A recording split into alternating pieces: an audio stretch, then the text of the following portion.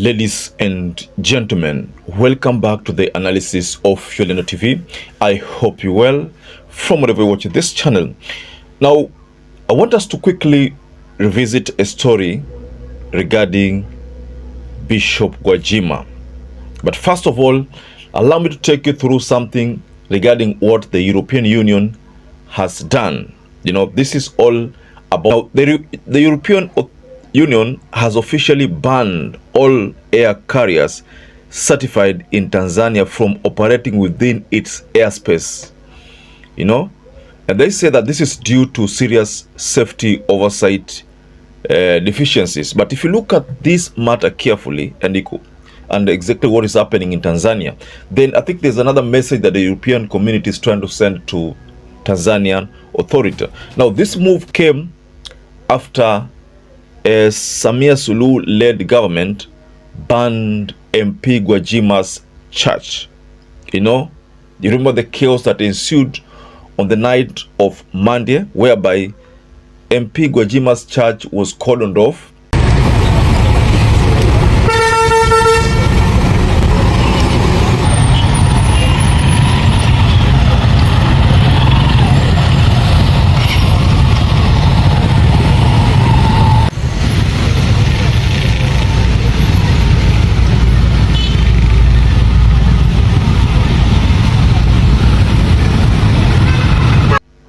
And the police could not allow people to pray there. Then there was some kind of tear gas that was witnessed. So I suspect that those are some of the reasons why the European Union could be moving with speed to try to punish the government of Tanzania. Now, in this analysis, ladies and gentlemen, I want us to revisit this issue of Bishop GWAJIMA. Mind you, Bishop GWAJIMA is a member of parliament under CCM, and Suluhu is a president who was given that mandate courtesy of CCM. So we are being confronted with internal wrangles within CCM. And let me remind you that all this is because of what happened to the Kenyan nationals when they entered Tanzania. You remember that story of forceful deportation. Now, before we explore this story further, ladies and gentlemen, kindly support this channel by liking this video to enable you to share it to many other people. Subscribe to this channel if you're not subscribed before. And to our existing subscribers, thank you so much for your support. Right now, I can tell you for sure that Samia Suluhu could be regretting. She could be regretting the move. I sat with someone coming from Nairobi, and we were having some chit-chat on the issue of Samia Suluhu, and this individual happened to have come from Tanzania. Now, she was saying that the biggest mistake that Samia Suluhu did was that she deported senior people from Kenya. She deported them back, and these people had not committed any offense.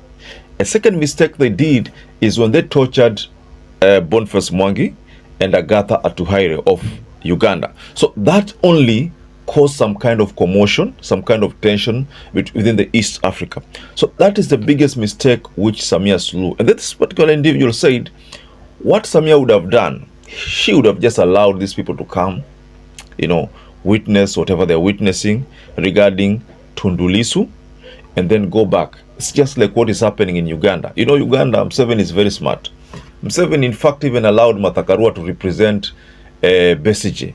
But Museveni knew very well that even if Martha Karua represented Besigye, there was going to be nothing out of it. So what Samia Suluhu would have done was to allow Martha Karua to also just represent Tundu Lissu, you know.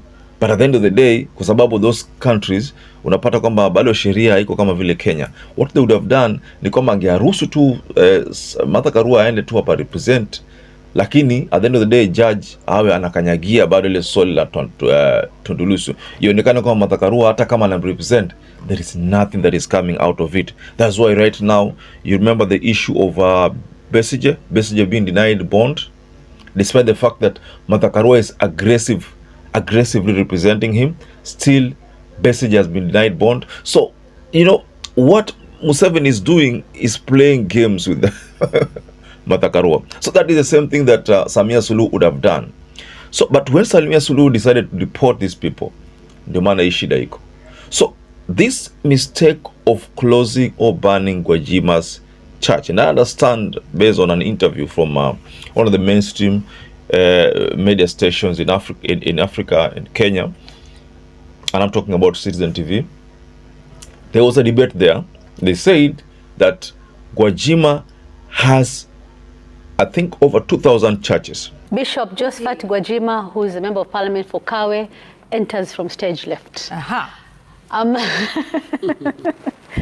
So Bishop Josephat Gwajima is, as I said, a member of parliament, but he's also the founder of one of the biggest Pentecostal churches in Tanzania. It's called the Glory of Christ Church, Ufufuo na Uzima. It has over 2,000 branches in Tanzania. You see, those are many churches, by the way. If you look at the popularity and the population, and if you look at the impact that this whole thing is going to have on CCM, because Gwajima is in CCM and he's a member of parliament. Because he's in CCM and he's a member of parliament, by default, you expect that those the congregation, the people go to the church where Gwajima worships. Most of them, if not 90%, are people from CCM. I suspect that that is the case. So if all these people are not happy with the goings, ladies and gentlemen, most likely CCM is on its deathbed. I mean, honestly speaking, how else would you interpret what is going to come out of out of this whole drama? Chama cha Mapinduzi is unrivaled in the Eastern Africa region when it comes to ideological groundings of the party. But now, where Gwajima is coming from is CCM is a party that has faced many challenges across history, but this has never been its first approach, where you use state power to beat down your opponents. If you look at history, the founding president himself, Julius Nyerere, had very difficult beginnings, especially in 1964 when the military, the Tanzanian army had a mutiny. Basically, they wanted to overthrow the government. He overcame that. He also had the challenge of the trade unions that were very powerful, that are also angling for political power. He overcame that without killing anybody and without abducting anybody. And then when it comes to relations with the religious community, remember Tanzania, even right from the 60s and coming this way, has had a very strong religious base of both Christians and Muslims, split almost 50-50. And Julius Nyerere really insisted on a secular state, a secular country that is not led by religious reasons. But then the policy of Jamaa, that is the socialism policy that he pursued, put him at loggerheads with the church, especially the Catholic Church. And in history, a lot of exchanges have been captured where Nyerere, who was himself a Catholic, was having very rigorous debates with the Catholic Church in Tanzania about especially the Azimio la Arusha, which is the Arusha Declaration of 1967, which put in place the socialism policy. The people have been denied a right to pray, to worship, which is supposed to be, see, it's not something that's supposed to happen. Ati kanisa imefungwa, msiombe, ati mkienda kuomba kulenje mnapigwa matia gas.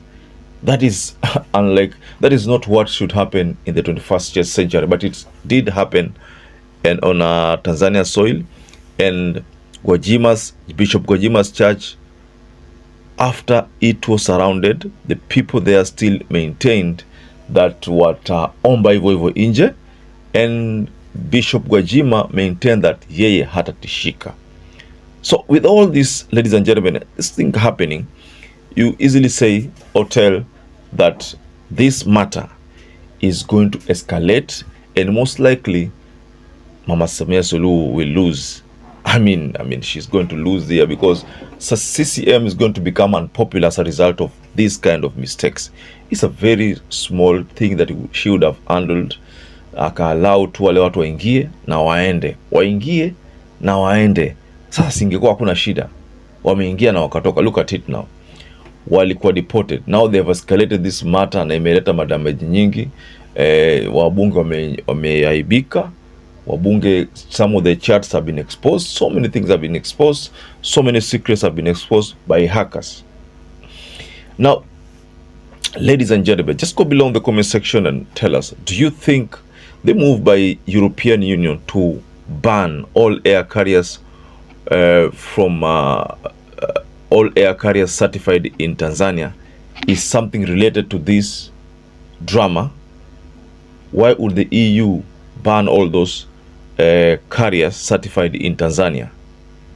There must be something behind it, ladies and gentlemen. So the message being sent there is very strong. So perhaps if you're watching this video and you've not subscribed, take 1 second and subscribe, like this video. Till we catch up again, stay safe and stay blessed.